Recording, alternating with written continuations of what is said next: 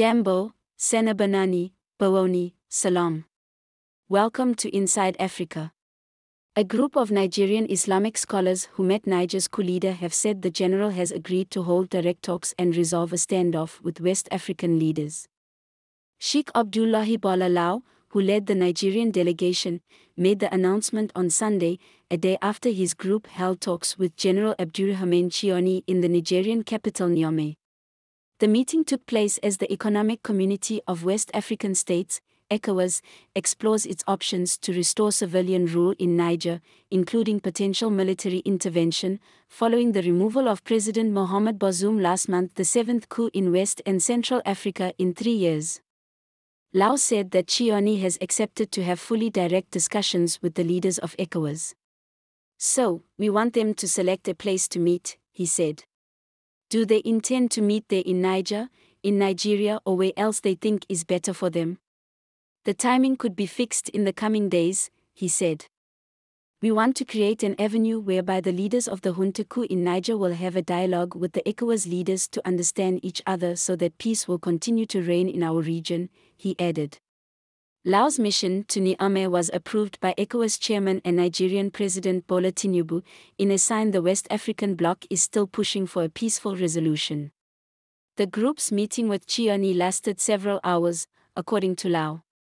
During their talks, Tchiani emphasized the historic ties between Niger and Nigeria, saying the countries were not only neighbors but brothers and sisters who should resolve issues amicably, according to a statement by Lau. Tchiani claimed the coup was well intended and that the plotters struck to stave off an imminent threat that would have affected Nigeria as well as Niger, Lau's statement said. But Tchiani said it was painful that ECOWAS had issued an ultimatum to restore Bazoum without hearing their side of the matter, it added. There was no immediate comment from the military leaders on the meeting, but Tchiani's reported comments are one of the few recent signs he is open to negotiation. The coup leader's previous rebuffs of diplomatic efforts by ECOWAS, the United States and others had raised the specter of further conflict in the Sahel region of West Africa, where armed groups linked to Al-Qaeda and ISIS, have increased their influence in recent years. With diplomacy faltering last week, ECOWAS activated a standby military force that it said would be deployed as a last resort if talks failed. For now, the bloc is pursuing efforts for further negotiations.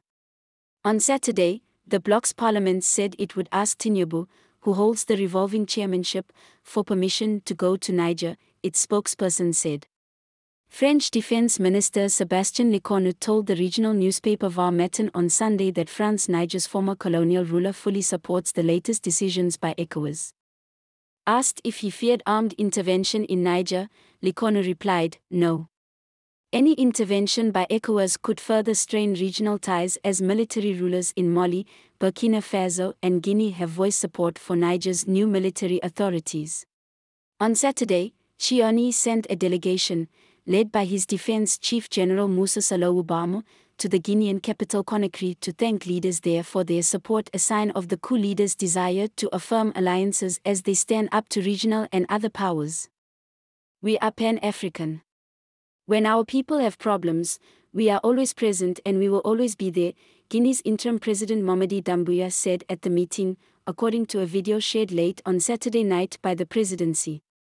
In the footage, Doumbouya, who led a coup in Guinea in September 2021, did not say whether Conakry's support for the Niger coup leaders would include military backing if ECOWAS decided to use military force. Mali and Burkina Faso have already said they would help defend Niger. The July 26 coup in Niger is seen as a major blow to many Western nations, which viewed Niamey as a partner in the Sahel region that they could work with to beat back a growing uprising by groups linked to Al-Qaeda and ISIS. However, none of the Western nations mentioned uranium and other minerals they receive from Niamey. Uprisings are somewhat a smokescreen to extract minerals from Niger by the looks of it.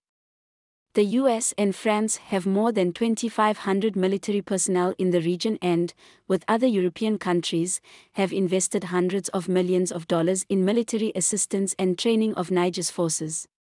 This, however, could be seen as a way to protect their interest in Niger, as 1 in 3 bulbs are powered by Niger's uranium in France.